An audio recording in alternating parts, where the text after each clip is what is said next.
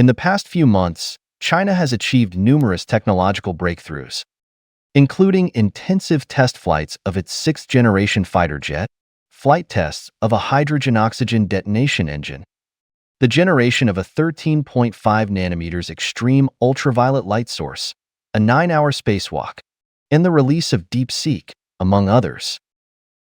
It's safe to say that Chinese military and tech enthusiasts have had a very happy start to 2025. We've noticed that Paki Sharma's show raised an interesting topic worth exploring. Why can't India produce something like DeepSeek to shock the US tech world, as China has? But to be honest, Indian programs often miss the key points when discussing technology. In the minds of Indian hosts, China's release of DeepSeek is a display of national strength and a significant blow to US tech hegemony. However, the reality is that the Chinese aren't particularly concerned about whether the US feels threatened. What the Chinese care about is how DeepSeek has effectively leveled the technological playing field between large US corporations and small to medium AI innovation companies. Its release is significant for ecosystem prosperity and productivity improvement.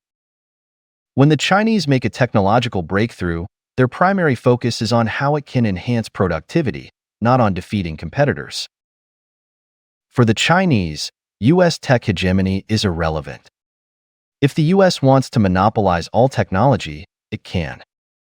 However, the US cannot hinder China's productivity development, such as by imposing sanctions on specific technologies and preventing Chinese companies from using them. The US has a notorious track record in this regard, making it a habitual offender. Therefore, when developing technology, China's default option is self-reliance, avoiding dependence on US technology. For example, the US once shut off GPS for a Chinese merchant ship, preventing it from docking. The US also excluded China from the International Space Station project, which involved over a dozen countries.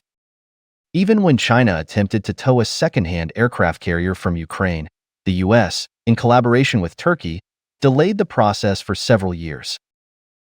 Thus, China's pursuit of independent technological development is driven by a natural necessity.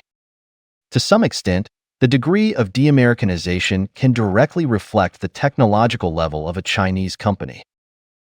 Companies that have been sanctioned or blacklisted by the US, such as Huawei, DJI, and BYD, are almost without exception among China's strongest in terms of technological R&D capabilities. These companies have become targets of US scrutiny precisely because their technology cannot be controlled by the US government. However, these companies are essentially private enterprises. Every technological investment they make is profit-driven, and defeating the US is not their development goal. In contrast, when Western companies do business with India, they don't consider the risk of technology diffusion at all. This is because Indian society, from the state to political parties to ordinary citizens, is largely a loose organization lacking scientific spirit and rigorous attitudes. Indians' preference for talking rather than working quietly leads to projects that are often exaggerated, with few tangible results. Large-scale projects in India frequently suffer from poor planning, low implementation quality, incomplete execution, and severe issues with falsification. For example, India's so-called thermonuclear weapon, or hydrogen bomb test, had an explosive yield equivalent only to the atomic bomb the US dropped on Japan during World War II. Yet, this doesn't stop Indians from believing they've joined the nuclear club. Moreover, India lacks experimental support for the miniaturization, weaponization, and reliability verification of ballistic missiles for its nuclear weapons. It can be said that India has yet to develop a reliable nuclear strike capability. However, due to Indians' natural tendency to boast, the entire Indian society firmly believes that India is a super military power. This is why we often see the Indian military making jokes, such as missiles going missing after launch and landing in enemy territory, hypersonic missiles flying with their launch tube covers still on, submarines accidentally sinking after damaging friendly ships, and aircraft carriers being launched 3 times. These incidents, which would be considered humiliating in any normal country, are routine in India. And Indians don't even find these incidents shameful. They still believe they are a superpower. In a society that is extremely ignorant and rife with falsification, you might deceive your citizens with fake achievements, such as using animations to simulate a moon landing or space docking. However, projects that require actual proof and can be scrutinized by other countries cannot be faked. These projects are destined to become deserts of innovation in India, and AI is a prime example. If India were to release its own DeepSeek, it would need to provide services, disclose technical details, and undergo evaluations by technical experts, none of which can be faked. Indians cannot simply declare that their product matches the latest OpenAI model. Such a conclusion must be drawn by testers and customers after practical application tests. Although Modi has repeatedly claimed that India will become an AI powerhouse, the real competition in both hardware and software is between China and the US. Even Europe, Japan, and South Korea are being rapidly marginalized, let alone India. The AI industry requires not only robust IT hardware infrastructure but also a large number of cutting-edge IT software professionals, especially algorithm experts. More importantly, it requires a social ethos that values science and respects facts.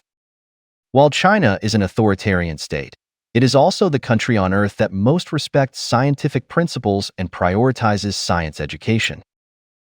Chinese children face rigorous mathematical training from a young age, learn English, and master a vast amount of knowledge in math, physics, and chemistry before taking the college entrance exam.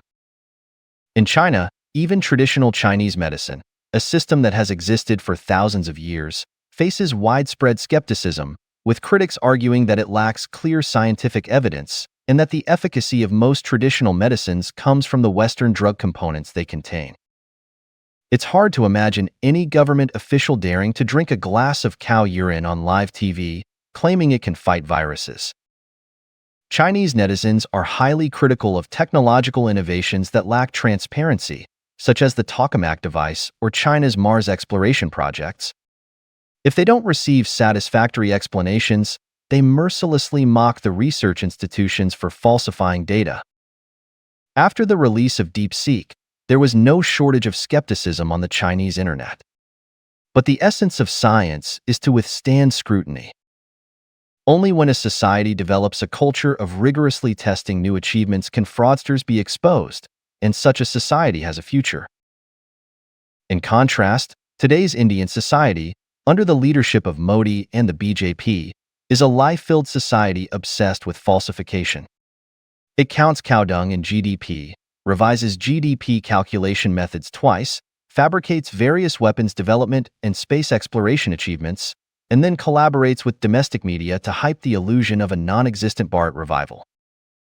Under global scrutiny, ISRO dared to announce the completion of a moon landing and space docking without providing video evidence.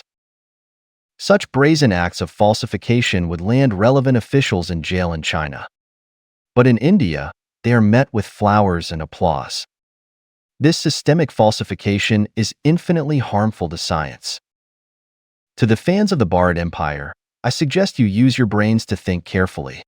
In areas that can be quickly verified, what achievements has India made? Try listing them yourself and see how harsh reality is. So don't ask why India can't produce a DeepSeek. Instead, ask what real scientific achievements India has produced. Even one would count as a win for you.